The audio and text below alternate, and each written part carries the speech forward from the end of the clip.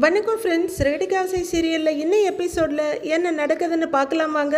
கிறுக்கு விஜயா ஏற்பாடு பண்ண ஃபர்ஸ்ட் நைட் செலிப்ரேஷனை மனோஜ் கொண்டாடிக்கிட்டு இருக்க திடீர்னு கதவு தட்டுற சத்தம் கேட்குது. பயமும் கொலவெறியுமா பார்க்குறாரு மனோஜ், யார் இந்த நேரத்துலன்னு. பயங்கர கடுப்போடு அவர் கதவை திறக்க ஸ்ருதி அங்கே நிற்கிறாங்க.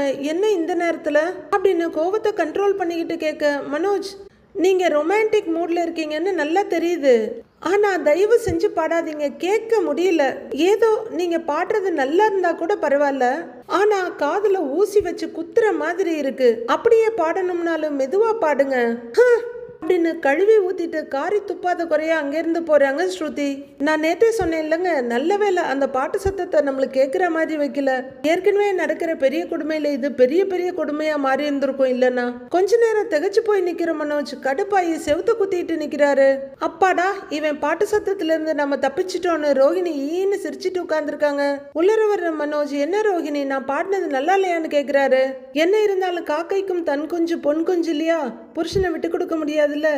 இல்ல மனோஜ், நீ பாடினது ஒரு மாதிரி டிஃப்ரெண்டா இருந்துச்சு, எனக்கு ஓகே அப்படின்னு ரோஹிணி சொல்ல, அதுக்கு பேர் தான் ஸ்ருதி. யார் அந்த பேரை வச்சாங்கன்னே தெரியல.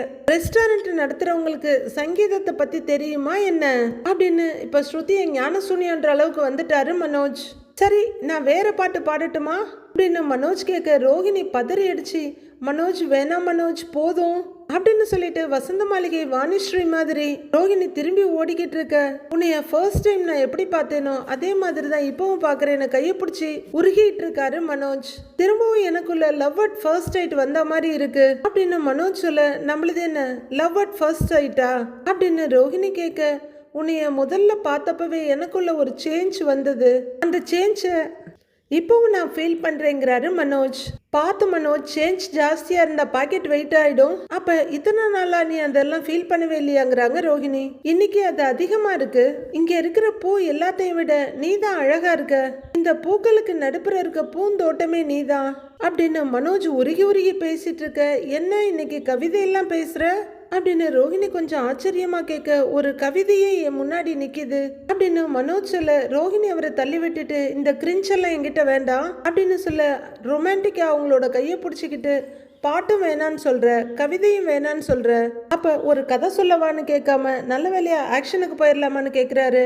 ரோஹிணி அமைதியா இருக்க, வா வா வா வா வா வா அப்படின்னு ரோஹிணியை கையை பிடிச்சி கூட்டிட்டு போக மொபைல் ரிங் ஆகுது. இந்த நேரத்திலாம் மொபைலை ஆஃப் பண்ணி வைக்கிறது இல்லையா, யாருன்னு பாருன்னு அவரு பதட்டமா சொல்ல, இரு இரு யாருன்னு பாக்குறேன் அப்படின்னு ரோஹிணி மொபைல் எடுக்க போக, சீக்கிரம் பாரு டைம் ஆகுது அப்படின்னு கட்டில போய் ஒரு உருள்றவரு ரோஹிணி ரெண்டேட்டு நடக்க, யாரு ரோஹிணி அப்படின்னு கேட்டுக்கிட்டே பக்கத்துல வந்து நிக்க, அது அந்த 275 ஃபிளாட் ப்ராஜெக்ட் சொன்னேன்ல அவங்க தானே. அசால்ட்டா புழுகுறாங்க ரோஹிணி.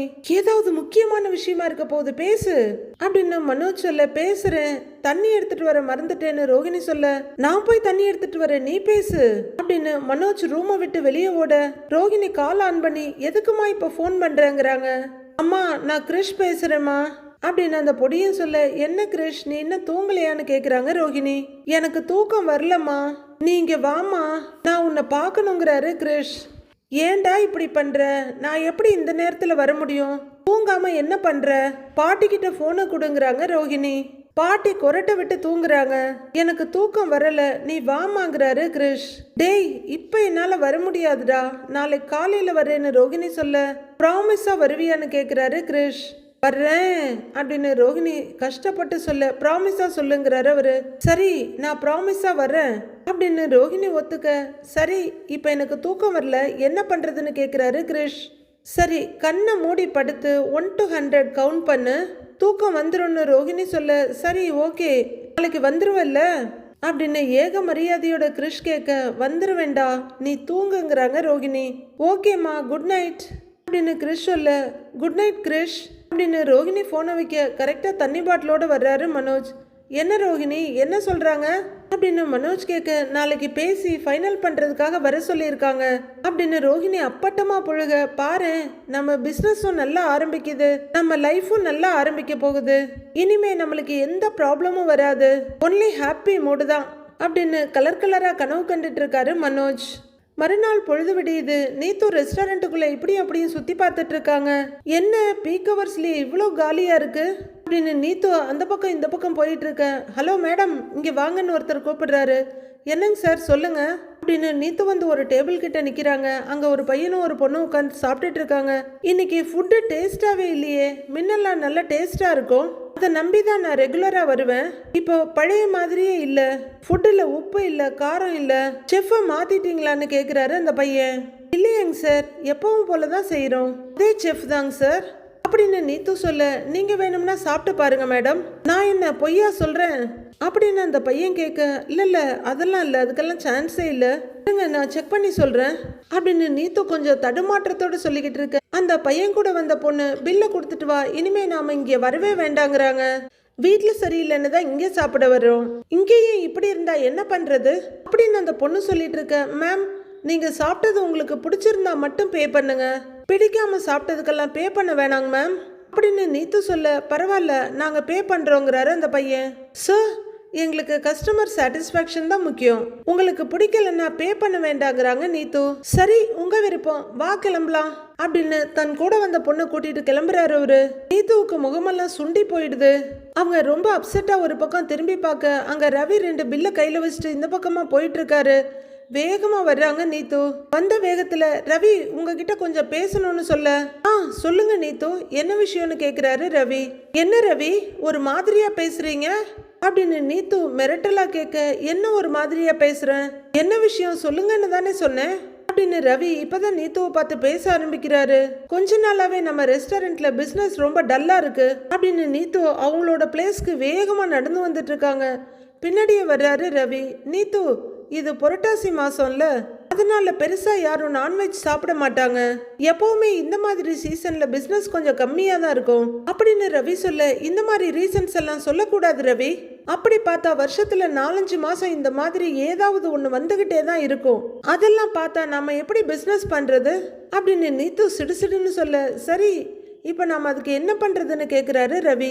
நீத்து வெடுக்குன்னு முகத்தை திருப்பிக்க. வெளியே போறவங்களை கைய பிடிச்சி இழுத்துட்டு வந்தா சாப்பிட வைக்க முடியும், இல்ல இந்த ஹைவேஸ்ல கொடி ஆட்டி கூப்பிடுவாங்களே அந்த மாதிரி கூப்பிட முடியுமா அப்படின்னு ரவி சொல்ல. ஸ்டாஃபுங்களை வேடிக்கை பார்த்துக்கிட்டு இருக்காங்க. நான் அப்படி சொல்லல ரவி, பட் கொஞ்ச நாளாவே நம்ம கஸ்டமர்ஸோட ஃபீட்பேக் எல்லாம் நான் கவனிச்சுக்கிட்டு தான் இருக்கேன். நிறைய பேர் ஃபுட்டு சாட்டிஸ்ஃபைடாவே இல்லைன்னு சொல்றாங்க. இப்ப கூட ஒரு கஸ்டமர் ஃபுட்டில் உப்பு இல்லை, காரம் இல்லை, எந்த டேஸ்ட்டும் இல்லைன்ட்டு போறாரு. அவர்கிட்ட சாப்பிட்டதுக்கு பணம் வேணான்னு சொல்லி அனுப்பிட்டேன் அப்படின்னு நீத்து சொல்ல.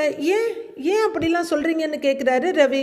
நாம எப்பவும் போல தானே செய்யறோம் அப்படின்னு ரவி பதட்டமா கேட்க. அவங்க ஃபுட்டு முன்ன மாதிரி இல்லைன்னு சொல்றப்ப நான் என்ன பண்ண முடியும் அப்படின்னு ஸ்ருதி கேட்குறாங்க. நீங்க டேஸ்ட் பண்ணி பார்த்தீங்களா? ஐ எம் ஷியோர் எப்பவும் போலதான் இருக்கணுங்கிறாரு ரவி. சாப்பிட வர்றவங்களுக்கு பிடிக்கணும் ரவி அப்படின்னு நீத்து சொல்ல. வர்ற கஸ்டமர் ஒவ்வொரு நாள் ஒவ்வொரு மூட்ல இருப்பாங்க.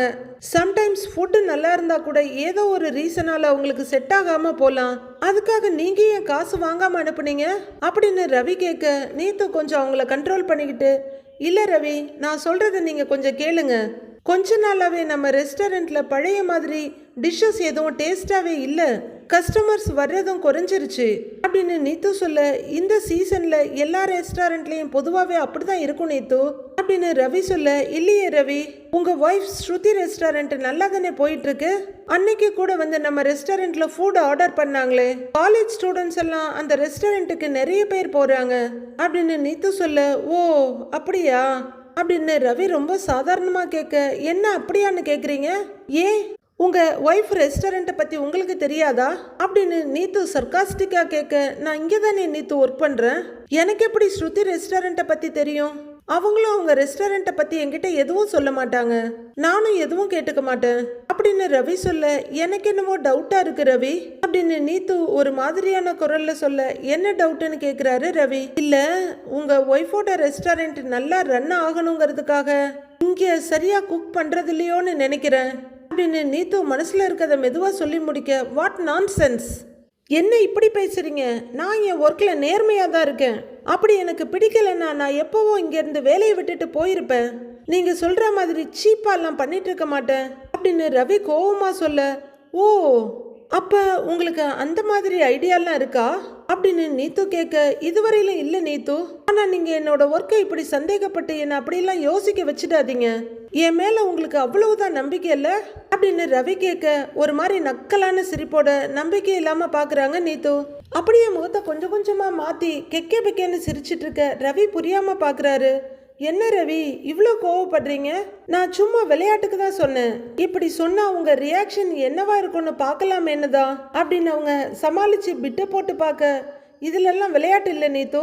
என் ஒர்க்கை நான் நேர்மையா பண்ணிக்கிட்டு இருக்கேன். இனிமே அப்படி பேசாதீங்க.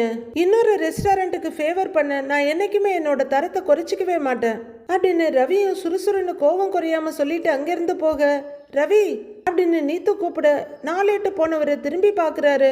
நான் பேசினதை சீரியஸா எடுத்துக்கிட்டீங்களா அப்படின்னு நீத்து கேட்க, இல்லை நீத்து இதெல்லாம் எனக்கு பிடிக்காது, இனிமேலாம் இப்படி பேசாதீங்க அப்படின்னு ரவி பட்டுன்னு சொல்ல, ஓகே ஓகே காம் டவுன், நான் சும்மா விளையாட்டுக்கு தான் சொன்னேன். எனக்கு தெரியாதா உங்களை பத்தி? நீங்க அப்படியெல்லாம் யோசிக்கிற ஆள் இல்லைன்னு எனக்கு தெரியும் ரவி. நீங்க இவ்வளவு சீரியஸா எடுத்துப்பீங்கன்னு எனக்கு தெரியல. சாரி, இனிமே நான் இப்படி பேச மாட்டேன் அப்படின்னு நீத்து பொய்யா இறங்கி வந்து சமாளிச்சு பேச ரவி கோவத்தோட அங்கிருந்து போயிடுறாரு. ரவி போக அங்க வேடிக்கை பார்த்துட்டு இருந்த ஸ்டாஃப் அங்கங்க போயிடுறாங்க. இப்படியே போனா ரவி ஸ்ருதியோட ரெஸ்டாரண்ட்டுக்கு போயிடுவாரு. எனக்கு போட்டியா தானே ஸ்ருதி, நீ ரெஸ்டாரண்ட் ஓபன் பண்ணி வச்சிருக்க. I am going to shut down your restaurant. உன் ரெஸ்டாரண்ட்டை நான் சீக்கிரமே க்ளோஸ் பண்ணுறேன்னு எல்லா லாங்குவேஜ்லையும் சொல்லிக்கிறாங்க நீத்து. பாவம், கெடுவான் கேடு நினைப்பான்னு பெரியவங்க சொன்னது நீத்துவுக்கு தெரியல போல இருக்கு. வீட்டில் முத்து தலையை சீவிக்கிட்டு இருக்க அவரோட மொபைல் ரிங் ஆகுது. மீனா கிளம்பிட்டியான்னு அவர் கேட்க, ஆமாங்க பூ கொடுக்க வந்திருக்கேன் அப்படின்னு சொல்ல, ஆமாம் நானும் சவாரி கிளம்புறேங்கிறாரு முத்து. மதியம் சாப்பிட வந்துடுவீங்கல்லன்னு மீனா ஃபோனில் கேட்க, ஆமாம்மா சாப்பிட வந்துடுவேன். அப்புறம் ஒரு முக்கியமான விஷயம் சொல்லணும்னு இருந்தேன் அப்படின்னு முத்து சொல்லிட்டு இருக்கும் போதே கிச்சன்ல இருந்து விஜயா வர்றாங்க. முருகனுக்கும் உன் ஃப்ரெண்டு வித்யாவுக்கும் கல்யாணம் ஆயிடுச்சுல்ல, அவங்கள கூப்பிட்டு விருந்து வைக்கலான்னு இருக்கேன் அப்படின்னு முத்து சொல்லிட்டு இருக்க, போயிட்டு இருந்த விஜயா நின்று கேட்டுக்கிட்டு இருக்காங்க. ஆமாங்க நானும் சொல்லணும்னு இருந்தேன் அப்படின்னு மீனா சொல்ல, அப்ப முருகனை வீட்டுக்கு வர சொல்லிடுறேன், அவங்களுக்கு ஒரு விருந்து கொடுத்துடலாம் சரியானு கேட்கிறாரு முத்து. அவங்க சரின்னு சொல்ல, சரி வைக்கிறேன்னு போனை கட் பண்றாரு. முத்து 28 நகர, ஏய் எங்க விருந்து வைக்க போற அப்படின்னு விஜயா கேட்க, அமெரிக்காவிலங்கிறாரு பட்டுன்னு. என்னது அப்படின்னு விஜயா கேட்க, பின்ன என்னம்மா இது கேள்வி, அவளை சமைக்க சொல்லிட்டு இருக்கேன், வீட்டுக்கு தானே விருந்து கூப்பிடுவேன் அப்படின்னு முத்து சொல்ல, இங்க எதுக்குடா கூட்டிக்கிட்டு வர்ற அப்படின்னு விஜயா கத்த, ஏன் கூட்டிட்டு வந்தா என்னங்கிறாரு முத்து. அவ என்ன இந்த வீட்டுக்கு சொந்தமா பந்தமா அப்படின்னு விஜயா கத்திக்கிட்டு இருக்க, இதோ இந்த பார்லர் அம்மா ஃப்ரெண்டு தானே அப்படின்னு அங்க வர்ற ரோகிணிய கையை காட்டி சொல்றாரு முத்து. மீனாவுக்கும் அவங்க ஃப்ரெண்டு அப்படின்னு முத்து சொல்ல, உன் பொண்டாட்டியோட ஃப்ரெண்டு பூ விற்கிறவங்க காய்கறி விற்கிறவங்கன்னு நிறைய பேர் இருப்பாங்க, அவங்களெல்லாம் வீட்டுக்கு கூட்டிட்டு வந்து விருந்து வைப்பியா? உனக்கு யாருடா அவங்க அப்படின்னு விஜயா கத்திக்கிட்டு இருக்க, அம்மா அவங்க சொந்த பந்தமா வேணா இல்லாம இருக்கலாம், ஆனா அவங்கெல்லாம் அதுக்கும் மேல முருகன் ஏன் ஃப்ரெண்டு, அந்த பொண்ணு மீனாவோட ஃப்ரெண்டு, நமக்கு ஒண்ணுன்னா சொந்தக்காரங்களை விட ஃப்ரெண்டுங்க தான் முதல்ல வந்து நிப்பாங்க, அவங்கள கூப்பிட்டு நம்ம வீட்டுல விருந்து வைக்க தான் போறோம் அப்படின்னு முத்து சொல்லிட்டு இருக்க, ஐயோ இவன் தேவையில்லாம தேரை இழுத்து தெருவுல விட்டுருவான் போல இருக்கே அப்படின்னு ரோகிணி பார்த்துட்டு இருக்க. மனோஜ் அங்க வந்து பக்கத்துல நின்று பாக்குறாரு. டேய் நான் இதெல்லாம் செய்யக்கூடாதுன்னு சொல்லிக்கிட்டு இருக்கேன், யாரை கேட்டு இதெல்லாம் பண்றீங்க அப்படின்னு விஜயா கத்த, ஏன் யாரை கேட்கணுங்கிறாரு முத்து. என்ன கேட்கணும், இது ஏன் வீடு அப்படின்னு விஜயா சொல்ல, ஓயாம இதை ஒன்னு சொல்லிக்கிட்டே இருங்க, நான் அவங்கள கூப்பிட்டு இங்க விருந்து வைக்கிறதுல உங்களுக்கு என்ன பிரச்சனை அப்படின்னு முத்து கேட்க, கண்டவங்களெல்லாம் கூட்டிட்டு வந்து இங்க சாப்பிட வைக்கிறதுக்கு இது என்ன வீடா இல்ல மடமா அப்படின்னு விஜயா கத்திட்டு இருக்க. அம்மாவுக்கு துணைக்கு வர்றாரு மனோஜ். டேய் வித்யா ரோஹிணிக்கு தானே ஃப்ரெண்டு, நாங்களே அவங்கள விருந்து கூப்பிடுறத பத்தி யோசிக்க கூட இல்ல அப்படின்னு மனோஜ் சொல்லிட்டு இருக்க. ஆமா அதானேங்கிறாங்க விஜயா, நீ எதுக்கு யோசிக்கிற அப்படின்னு மனோஜ் கேட்க, டேய் உனக்கு அடுத்தவங்களுக்காக எதுவும் பண்ண தெரியாதுடா, மற்றவங்க கிட்ட இருந்து தூக்கிட்டு ஓடுறது தானே உன்னோட பழக்கம் அப்படின்னு மனோஜுக்கு எப்பவும் கொடுக்குற செருப்படியை கொடுத்துடுறாரு முத்து. ஏய் என் வீட்டுல எல்லாம் கண்டவங்களுக்கெல்லாம் விருந்து கொடுக்க முடியாது அப்படின்னு விஜயா கத்த, இது என் அப்பாவுக்கும் வீடு தான், அவருக்கு இதுல எந்த ஆட்சேபனையும் இருக்காது அப்படின்னு முத்து சொல்ல, டேய் அதுதான் அம்மா வேணான்னு சொல்றாங்கல்ல அப்படின்னு மனோஜ் சொல்ல, டேய் நீ ஏண்டா உனக்கு தேவையில்லாத விஷயத்துல வந்து ஆஜராயிட்டு இருக்கிற அப்படின்னு முத்து கேட்க, டேய் எனக்கும் தான் ஃப்ரெண்ட்ஸ் எல்லாம் இருக்காங்க, நான் இது வரைக்கும் யாரையாவது வீட்டுக்கு கூட்டிட்டு வந்து விருந்து கொடுத்துருக்கிறேன்னா அப்படின்னு மனோஜ் கேட்க, சேச்சே உனக்கு அந்த மாதிரி நல்ல பழக்கம் எதுவும் இல்லையே ராஜா அப்படின்னு முத்து சொல்ல, முத்து அப்படி பார்த்தா வித்யா மீனாவுக்கு முன்னாடியில இருந்தே எனக்கு தான் ஃப்ரெண்டு, நானே அவளை இன்வைட் பண்ணணும்னு நினைக்கவே இல்லை அப்படின்ட்டு வாலண்டியரை வந்து வண்டியில ஏறுறாங்க. உனக்கு அப்புறமா அவங்க மீனாவுக்கு ஃப்ரெண்ட் ஆகி இருந்தாலும் அவங்க உண்மையா பழகுறாங்க. அவங்க கல்யாணத்துக்கே பெருசா எங்களால எதுவும் செய்ய முடியல, அதனாலதான் இங்க கூப்பிட்டு விருந்து வைக்கலான்னு பார்த்தோங்கிறாரு முத்து. ஏய், அப்படி ஏதாவது விருந்து வைக்கணும்னா நீ ஏதாவது ஹோட்டல்ல கூட்டிட்டு போய் வச்சுக்க. என்ன ரோஹிணி, கரெக்டு தானேன்னு பெருமையா கேக்குறாரு மனோஜ். ரோஹிணிக்கு அவ்வளவுதான் படபடன்னு ஆயிடுது. அட பாவி, வித்யா இங்க வந்தாலாவது ஏன் கண்ட்ரோல்ல இருப்பா, வெளியே போனா என்னென்ன உளருவாளோ தெரியலையே அப்படின்னு அவங்க படப்படுத்துக்கிட்டு இருக்க. என்ன ரோஹிணின்னு கேக்குறாரு மனோஜ். உடனே சமாளிச்சுக்கிட்டு, இல்ல புதுசா கல்யாணம் ஆனவங்களுக்கு விருந்து கொடுக்கணும்னு நினைக்கிறாங்க, அதுல ஒண்ணு தப்பு இல்லையேன்னு அந்த பல்ட்டி அடிக்கிறாங்க ரோஹிணி. விஜயாவோட நாக்குல இருந்த தேல் மறைஞ்சு போய் இப்ப தேன் வந்துருச்சு. அது இல்லம்மா, அந்த பொண்ணு உனக்கு ஃப்ரெண்டு தான், இருந்தாலும் ஒரு லிமிட் இருக்குல்ல, இப்படி வீட்டுக்கெல்லாம் வர வச்சா அப்புறம் சொந்தம் கொண்டாட ஆரம்பிச்சிருவாங்கம்மா அப்படின்னு விஜயா சொல்ல, விஜயாவையும் பகச்சிக்க முடியாதே. கரெக்ட் ஆண்டி அப்படின்னு ரெண்டு பக்கமும் ரோஹிணி ஒத்து ஊத. இப்ப என்ன சொல்றீங்க அப்படின்னு முத்து விஜயாவை கேட்டுட்டு இருக்க. இந்த வீட்டுக்கு யாரை கூட்டிட்டு வரணும், யாரை கூட்டிட்டு வரக்கூடாதுன்னு நான் தான் முடிவு பண்ணணும் அப்படின்னு விஜயா கத்திக்கிட்டு இருக்க. என்ன என்னமோ பெரிய வார்டன் மாதிரி பேசிட்டு இருக்கீங்க அப்படின்னு முத்துவும் கொஞ்சம் கோவமா கேட்க. டேய், அதான் விருந்த ஹோட்டல்ல கொடுக்க சொல்லியாச்சுல்ல அப்படின்னு மனோஜ் சொல்ல. டேய், அத நீ ஏன்டா சொல்ற, அது எங்களுக்கு தெரியாதா? வீட்டுல மீனா கையால சமைச்சு கொடுத்தா அந்த விருந்து அவங்க பல வருஷத்துக்கு மறக்க மாட்டாங்க, அதுக்கு தான் வீட்டுக்கு கூப்பிட்டேன்னு கொஞ்சம் சுறுசுறுன்னு சொல்றாரு முத்து. அப்படி உன் பொண்டாட்டி கையால சமைச்சு கொடுக்கணும்னா அவ அம்மா வீட்டுக்கு போய் சமைச்சு போட்டு அங்கேயே விருந்து கொடுக்க சொல்லு, ஏன் வீட்டுக்கு யாரையும் கூட்டிட்டு வர வேணாம் அப்படின்னு விஜயா பேய் மாதிரி கத்துறாங்க. நாங்க எங்க விருந்து கொடுக்கணும் கொடுக்க கூடாதுன்னு நீங்க ஒண்ணு சொல்லாதீங்கன்னு முத்து சொல்ல. ஏன் வீடு நான் அப்படின்னு விஜயா ஆரம்பிக்க. அம்மா தாயே போதும், அப்படியே செவரு ஃபுல்லா உங்க பேரை எழுதி வச்சுக்கோங்க, உங்க வீட்டுக்கு கூட்டிட்டு வரல போதுமான்னு கத்துறாரு முத்துவும். நீ கத்தாம போ, ஆனா நான் சொன்னதுதான் நடந்துச்சுன்னு விஜயா. அப்படி வா வழிக்கு அப்படின்னு விஜயா ஜாலியா ரிலாக்ஸா சொல்ல. நீங்க இவ்வளவு பேசினதுக்கு அப்புறம் அவங்கள இங்க கூட்டிட்டு வந்தா சரியா இருக்காது, உங்க வாயும் சும்மா இருக்காது, அவங்க இருக்கும் போதே ஏதாவது ஏடா கூடமா பேசி விட்டுருவீங்க. பாவம் அவங்க புது ஜோடி, மனசு கஷ்டப்பட்டு இங்க இருந்து போவாங்க. எதுக்கு அதெல்லாம், நான் வெளியே ஹோட்டலுக்கே கூட்டிட்டு போய்க்கிறேன், விருந்து வச்சுக்கிறேன், அதுதான் பலகுரலோட ஹோட்டல் இருக்குல்ல அங்க வச்சுக்கிறோங்கிறாரு முத்து. டேய், இதத்தாண்டா நானும் சொன்னேன்னு மனோஜ் ரொம்ப பெருமையா பேத்திக்கிறாரு. டேய், அதை முடிவு பண்ண வேண்டியது நான்டா, ஆனா ஒண்ணு, இன்னைக்கு மீனா வீட்டுல அப்பாவுக்கு மட்டும்தான் சமைப்பா அப்படின்னு முத்து சொல்ல. ஏன் எங்களை எல்லாம் பார்த்தா மனுஷங்களா தெரியலையா அப்படின்னு விஜயா கேட்க. உருவத்துல மனுஷங்களா தெரிஞ்சா மட்டும் நல்ல மனுஷங்களாயிட முடியாது, அந்த மனுஷத்தன்மை மனசுலயும் இருக்கணும். எங்களுக்கு வேண்டப்பட்டவங்களுக்கு நாங்க இங்க விருந்து கொடுக்க கூடாதுன்னு சொல்றீங்கல்ல, அப்புறம் உங்களுக்கு மட்டும் மீனா எதுக்கு சமைக்கணும், அவ சமைக்க மாட்டா அப்படிங்கிற முத்து கார் சாவி எடுத்துக்கிட்டு கிளம்புறாரு. ஓ, என்னமோ உன் பொண்டாட்டி சமைச்சு போட்டுதான் நாங்கெல்லாம் இங்க சாப்பிட்டுட்டு இருக்க மாதிரி சொல்ற, ஆட்டம் ஓவரா தான் இருக்கு, நான் கவனிச்சுக்கிறேன் அப்படின்னு விஜயா பேசிட்டு இருக்க. நீங்க என்னத்தையோ கவனிங்க, என்னமோ கத்துங்கன்னு முத்து போயிடுறாரு.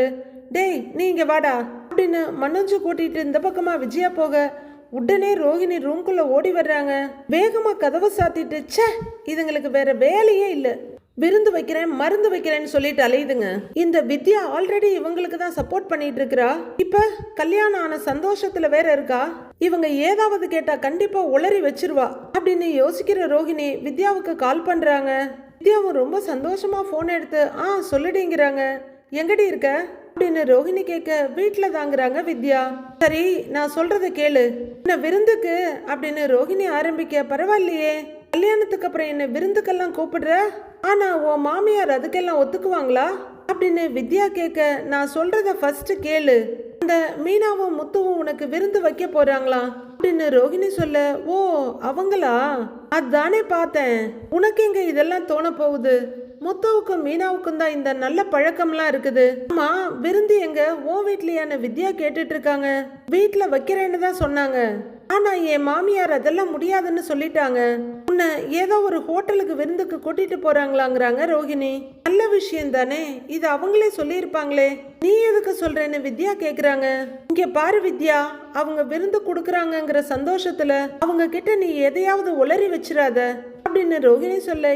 ஏன், இதுக்கு முன்னாடி நான் என்ன அப்படி உன்னைய பத்தி உளர்னேன், உன்னை காப்பாத்திக்கிட்டு தானே இருந்தேன் அப்படின்னு வித்யாவும் விடாம மூஞ்சில் அடிச்ச மாதிரியே பேசுறாங்க. இப்பதான் கொஞ்ச நாளா நீ அவங்க பக்கம் சாய ஆரம்பிச்சிட்டியே. அவங்க உனக்காக ஸ்பெஷலா விருந்தெல்லாம் கொடுக்குறாங்க. அந்த மீனா வாய கிளறுவா, நீ எதையும் சொல்லி வச்சிடாத அப்படின்னு ரோஹிணி சொல்ல, அவங்களுக்கு என்ன உன்னை பத்தி கேட்கறது மட்டும்தான் வேலையா? எப்பவுமே உன்னை பத்தியே மட்டும் பேசிட்டு இருப்பாங்கன்னு யோசிச்சுட்டு இருக்காதடி அப்படின்னு வித்யா சொல்ல, அந்த மீனாவை பத்தி எனக்கு நல்லா தெரியும். மற்றவங்க லைஃபை கிளறதான் அவளுக்கு வேலையே. அவ என்ன கேட்டாலுமே நீ எதுவுமே சொல்லிடாத, கொஞ்சம் கான்சியஸா இருங்கிறாங்க ரோஹிணி. எப்படி மனசுக்குள்ள ஸ்ரீராம ஜெயம் சொல்ற மாதிரி ரோஹிணியை பத்தி சொல்லக்கூடாது, ரோஹிணியை பத்தி சொல்லக்கூடாதுன்னு சொல்லிக்கிட்டே இருக்கவான்னு வித்யா ரொம்பவே கிண்டலா கேக்குறாங்க. ரோஹிணிக்கு அந்த கிண்டல் புரிஞ்சு போய் கிண்டலான்னு கேட்க, பின்ன என்னடி அவங்க எங்களை விருந்துக்காக கூப்பிட போறாங்க, அங்க போய் கொஞ்ச நேரம் சந்தோஷமா என்ஜாய் பண்ணிட்டு வரலான்னு பார்த்தா அங்கேயும் போய் உன்னோட பிரச்சனையை தூக்கி நான் தோல்ல வச்சுக்கணுமா அப்படின்னு வித்யா வெடுக்குன்னு கேட்டு விட்டுடுறாங்க. நான் நல்லா ஜாலியா என்ஜாய் பண்ண போறேன், அங்க எதை பத்தியும் நான் யோசிக்க போறது இல்ல, என்னால கான்சியஸாலாம் இருக்க முடியாது, அப்புறம் ஏன் சந்தோஷம்தான் போகும், அப்படி இருக்கணுங்கிற அவசியம் எனக்கு சுத்தமா இல்லை, நான் வைக்கிறேன் பை அப்படின்னு ரோஹிணி ஏண்டா ஃபோன் பண்ணோன்னு ஃபீல் பண்ற அளவுக்கு பேசிட்டு வைக்கிறாங்க வித்யா. ச்சே, இந்த அடிமை இன்னைக்கு சுத்தமா அடங்க மாட்டேங்குதே அப்படின்னு பார்த்துக்கிட்டு யோசிச்சுட்டு இருக்காங்க ரோஹிணி. அடுத்து ரோஹிணி மகாராணி பையன் கிரிஷை பார்க்க வந்திருக்காங்க. வெரி குட் கிரிஷ், எல்லா சப்ஜெக்ட்லயும் நீ நல்ல மார்க் வாங்கியிருக்க அப்படின்னு பையனை பக்கத்துல இழுத்து கன்னத்துல முகத்துல எல்லாம் முத்தம் கொடுத்துட்டு இருக்காங்க. அடிமை மகேஸ்வரி எதிரில் ஒரு சேர்ல உட்காந்து பார்த்துட்டு இருக்காங்க. இதே மாதிரி நீ எப்பவுமே நல்லா படிக்கணும், சரியா? என்னடா ஆச்சு, நல்ல மார்க் தானே வாங்கியிருக்க, அப்புறம் என் முகத்தை சோகமா வச்சிட்டு இருக்கேன்னு கேக்குறாங்க ரோஹிணி. எங்க மிஸ் என்னைய எஸ்ஏ எழுதிட்டு வர சொல்லியிருக்காங்க அப்படின்னு கிறிஷ் ரோபோட் மாதிரி சொல்ல, எழுதிட்டு போ, நீ தான் எல்லாத்துலயும் நல்ல மார்க் வாங்கியிருக்கியே, உன்னால எஸ்ஏ எல்லாம் எழுத முடியும்டா அப்படின்னு பயங்கரமா மோட்டிவேட் பண்றாங்க ரோஹிணி. எனக்கு அதுதான்மா எழுத வராது அப்படின்னு கிறிஷ் சொல்ல, புரியாம பாக்குறாங்க ரோஹிணி. ஏன்னு அது என்ன டாபிக் தெரியுமான்னு கிரிஷ் கேட்க, என்ன டாபிக்னு கேக்குறாங்க ரோஹிணி.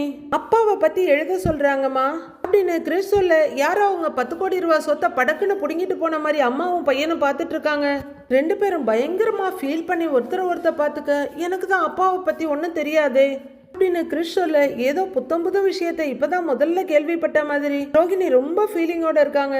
இதை பார்க்குற அடிமை மகேஸ்வரி அதை விட ஃபீல் ஆகி, ரோஹிணி அவனுக்கு தான் அப்பாவை பத்தி அப்பாவோட அக்கறையை பத்தி எதுவும் தெரியாதுல்ல அப்படின்னு சொல்ல, அது ரோஹிணி காதுல ஏறின மாதிரியே தெரியல. அம்மா சொல்லுமா, நான் எப்படி இந்த எஸ்ஐவை எழுதுறது அப்படின்னு கிரிஷ் கேட்க, இங்க பாரு உன் அப்பா இறந்துட்டாரு, என் அம்மா என் அப்பாவை பத்தி எதுவுமே சொல்லலன்னு எழுது போதுமா அப்படின்னு ரொம்ப ரிமோர்ஸோட சொல்றாங்க ரோஹிணி. பெரிய வருத்தம் தான், ஆனா இவங்க முகத்தை பார்த்தா நமக்கு அதெல்லாம் வரவே மாட்டேங்குது.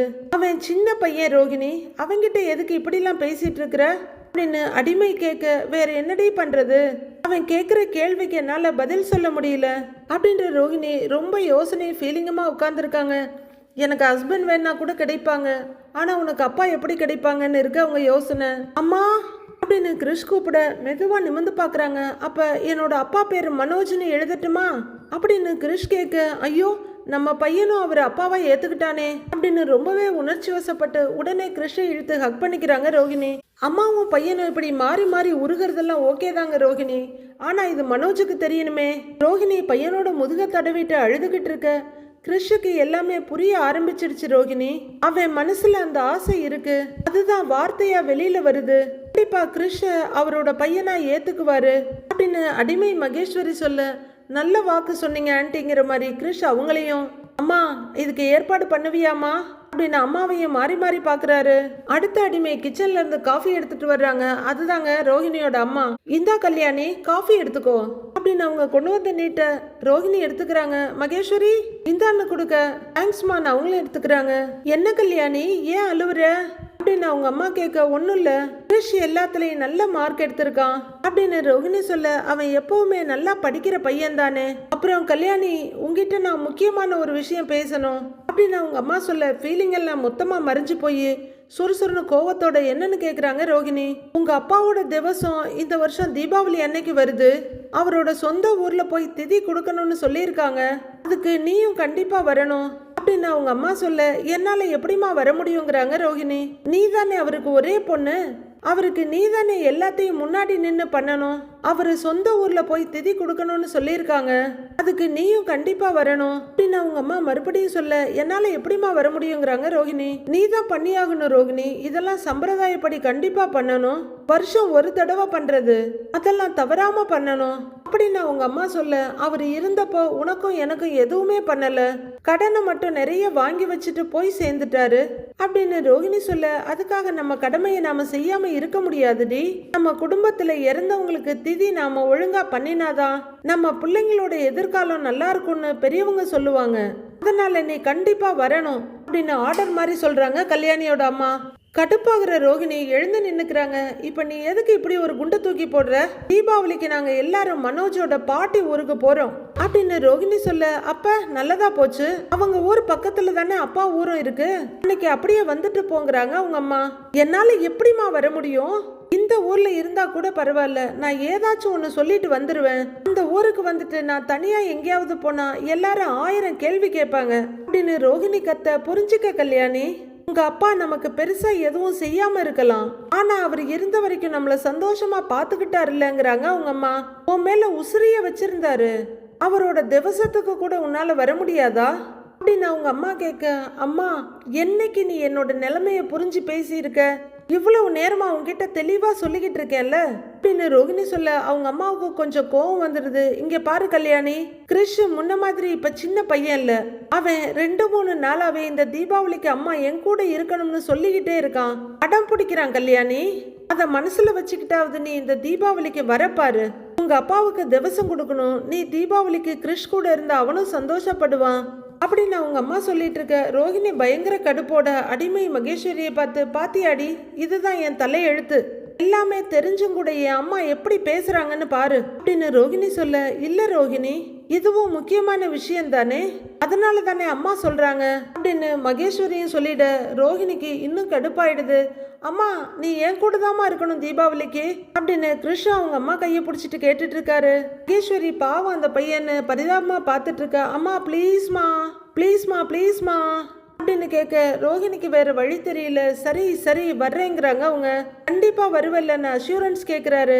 சரி நான் வர்றேன்னு ஒத்துக்கிறாங்க ரோஹிணி. தேங்க்ஸ்மா அப்படின்னு ப்ராக்ரஸ் ரிப்போர்ட் எடுத்துட்டு ஓடிடுறாரு கிரிஷ்.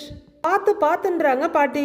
வித்யா கிட்ட இப்பதான் செருப்படி வாங்கணும், இனி யார் யார்கிட்ட எப்படியெல்லாம் வாங்கணும், எதெல்லாம் அடி வாங்கணும்னு தெரியலையே அப்படின்னு எரிச்சலோட பார்த்துட்டு இருக்காங்க ரோஹிணி. துஷ்ட ஜீவனுக்கு சுகம் இல்லாம்பாங்க, தொண்டையில மாட்டின மீன் முள்ளு மாதிரி இவங்களுக்கு பிரச்சனையும் தீர போறது இல்ல. இப்படியே டிராமா பண்ணிட்டு இருக்க வரலாம், இவங்க மாட்ட போறதும் இல்ல. அடுத்தடுத்து என்ன நடக்குதுன்னு வர்ற எபிசோட்ல பார்க்கலாம் ஃப்ரெண்ட்ஸ்.